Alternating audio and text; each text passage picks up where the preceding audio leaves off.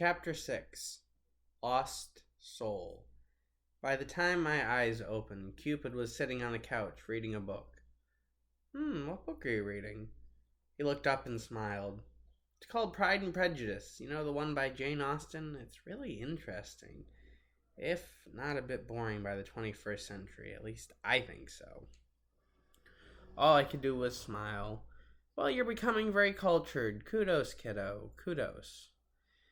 And he went back to the book as I went to take a shower and shave. It was the most cleansing shower of my life, and it went all the way from freezing to hot. The razor in the bathroom cut my facial hair down to a simple blonde mustache. What did I want to wear today?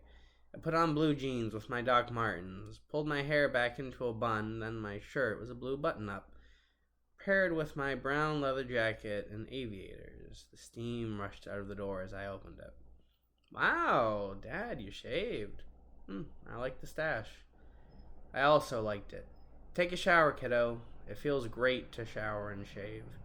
He excitedly rushed over to the bathroom and the steam started to roll out from underneath the oak door. I smiled as I made my way over to the kitchen. Time to make my famous scrambled eggs for breakfast. As Cupid showered, I shaved and I put a bunch of spices and herbs into my scrambled eggs with just a splash of pasteurized milk. I smelled the lavender soap mixed with the blueberry soap he used to shave with. As he opened the door, the steam mixed the smells and my stomach growled. Are you hungry, kiddo? I made my famous scrambled eggs. He nodded and walked over to make coffee, and I noticed how he wore gray sweatpants and a blue tank top with ankle socks. He had completely shaved his facial hair. What's that look for, Dad? I just shook my head. Nothing. You just seem so relaxed. Just glad is all. Cupid smiled as he put the tea kettle on. Coffee time. Within 10 minutes, the eggs were done as well as the coffee, and I put more classical music on. I think I'd used 8 eggs for all these scrambled eggs and a whole clove of garlic alongside other spices. Give me 2 plates, will you, Cupid? He walked over to the cabinet and pulled out 2 white porcelain plates. Here, Dad. He held the plates as I served the eggs. I put the wooden spatula back into the cast iron pan and turned the gas off. We walked over to the island where we each made our coffee, then walked over to the couch and the recliner to eat. I shuddered as it was a bit cold. Want a fire where we don't burn books? He laughed and stuck out his tongue at me. Sure, let's get toasty. After setting up and lighting the fire, it was roaring and warm. So, what's your biggest takeaway from breakfast and books? He looked at me with a mouthful of eggs, and all I could do was smile. He swallowed. Well, the eggs are phenomenal, and human writing is fascinating and bizarre. It's more advanced even in the simplest book.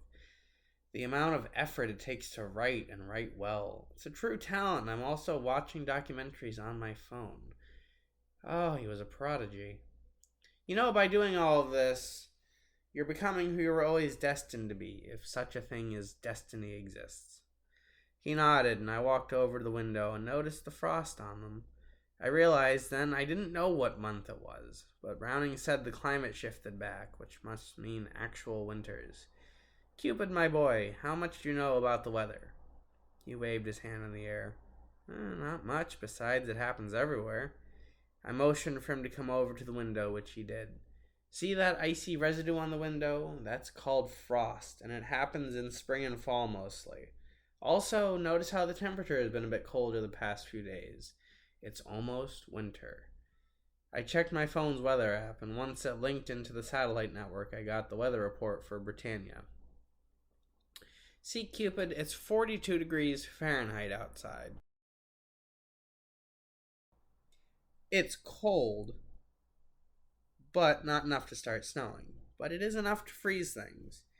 Cupid touched the window.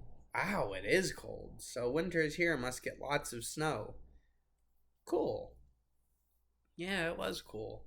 I walked back over to the MacBook on my desk and pulled up Beethoven's Fifth Symphonia. Cupid pulled out the bong and brought it over. We alternated who hit from it. Boom! Thunder struck, and the sky instantly became overcast as a streak of lightning flashed outside. "What's that, Dad?" He looked out the window as I saw pines and maples being tossed around in the autumn thunderstorm. "It's called thunder and lightning. It's static electricity built up from the clouds. It's hotter than the surface of the sun, and the safest place to be is inside, always." Cupid nodded but walked back over to the window as the rain started to come down in sheets. "That's so cool." It was. "Dad, here's a weird question for you. Is it normal for me to want to love someone? I'm just curious, as I don't know if I'm straight." Oh, well, this was bound to come up sometime. Yeah, it's perfectly normal to want to love and not be straight. Even though I'm straight, it's okay that you aren't. I love you and who you choose to love. Why? Did you already see a cute guy? His face flushed up. "Shut up, and maybe." Oh, my boy had a crush. "What does he look like?" Cupid stumbled over his words. "He's brunette and around 5'7". He has the sweetest smile and softest green eyes. His name is Eli. I met him when I gave the phone to Christian and Browning. He was walking the path, and the way he twisted his long hair as we talked. Is there such a thing as love at first sight?" I shrugged.